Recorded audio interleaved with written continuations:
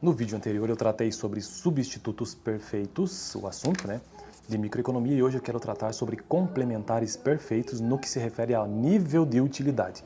Bom, eu estou construindo uma playlist nesse canal sobre microeconomia, que é uma importante área da economia, que se preocupa em entender alguns assuntos básicos da vida das pessoas, das famílias, das empresas, no que se refere à economia do dia a dia mesmo. Então, tem uma frase que eu sempre menciono aqui no canal, que microeconomia, deixa eu até encontrar isso no livro para não falar tanta bobagem, né? Microeconomia, com uma frase você consegue entender muitos dos tópicos estudados por essa área, ou seja, as pessoas escolhem as melhores coisas pelas quais podem pagar. As pessoas escolherem tem a ver com o mercado, né? Então a microeconomia se preocupa em estudar os mercados, ou o mercado também. As pessoas, agora vou repetir, as pessoas escolhem as melhores coisas pelas quais podem pagar. As pessoas escolherem tem a ver com o livre mercado. As melhores coisas têm a ver com o quê? Com preferências do consumidor. Então, isso é uma outra área de estudo dentro da microeconomia. Quais são as preferências do consumidor? Então, as pessoas escolhem as melhores coisas. Escolher as melhores coisas tem a ver com a preferência do consumidor, que é um tema estudado por microeconomia. As pessoas escolhem as melhores coisas pelas quais podem pagar. As melhores coisas pelas quais podem pagar, poder pagar, tem a ver com restrição orçamentária, que é uma outra temática também estudada em microeconomia. E por fim, que é a que eu estou tratando atualmente, é o nível de utilidade de cestas de consumo. Nível de utilidade nada mais é do que a preferência do consumidor quantificada, ou seja, transformada em matemática. Então as pessoas escolhem as melhores coisas pelas quais podem pagar, escolher as melhores coisas tem a ver com as preferências do consumidor e também com o nível de utilidade. E hoje então tratarei sobre complementares perfeitos, né?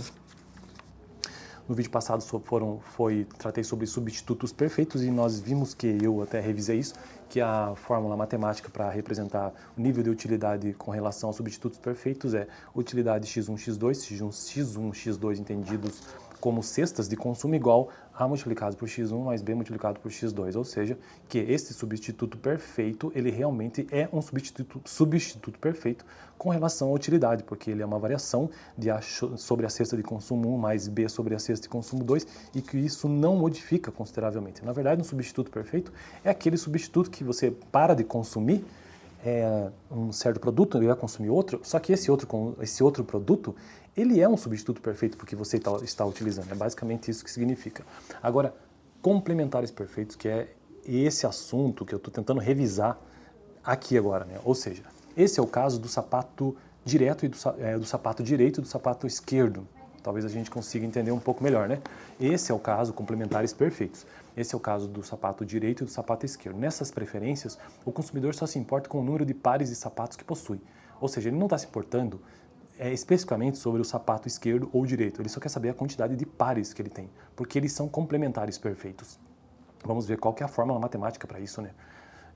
De modo que é natural escolher o número de pares de sapato com a função de utilidade. O número de pares de sapato completos que se tem é o mínimo entre o número de sapatos direitos, x1, e o de sapatos esquerdos, x2. Portanto, a função de utilidade para complementares perfeitos assume a forma utilidade x1, x2 igual mínimo, né, de mínimo, colchetes x1, x2. Para verificar se essa função de utilidade realmente funciona, escolhemos uma cesta de bens, como por exemplo a 10, 10. Se acrescentarmos uma unidade do bem 1, obteremos 11, 10. O que nos deveria deixar na curva de indiferença? A curva de indiferença é todo aquele consumo da pela cesta de consumo 1, x1 e x2, em que não faz diferença para o consumidor, ele pode transitar livremente por essa curva de indiferença. Mas deixa assim mesmo? Sim, porque min 10, 10 é igual a min 11, 10, que é a mesma coisa que 10. Portanto, utilidade x1, x2 igual a min colchetes x1, x2 é uma função de utilidade possível para descrever os complementos perfeitos, que, como costuma acontecer, qualquer transformação monotônica também seria válida. E se o consumidor quiser consumir os bens numa proporção diferente, por exemplo, de 1 por 1? O que ocorre, por exemplo, com a pessoa que sempre consome 2 colheres de açúcar para cada xícara de chá? Se x1 é o número de xícaras de chá disponíveis e x2 é o número de colheres de açúcar disponíveis, então o número de xícaras de chá devidamente adoçadas será no mínimo x1 para meia xícara, para metade de x2. Como isso é um pouco traiçoeiro, é melhor parar e refletir um pouco mais sobre o assunto. Se o número de xícaras de chá for maior do que a metade do número de colheres de açúcar, saberemos então que não poderemos colocar 2 colheres de açúcar em cada xícara. Nesse caso, acabamos com meia xícara de chá adequadamente adoçada. Substitua alguns números por x1 e x2 para convencer-se. É claro que qualquer transformação monotônica dessa função de utilidade descreverá as mesmas preferências. Se, por exemplo, multiplicarmos por 2 para evitar a fração, teremos a função de utilidade e utilidade x1, x2 mínimo, né, de 2, x1 igual e x2.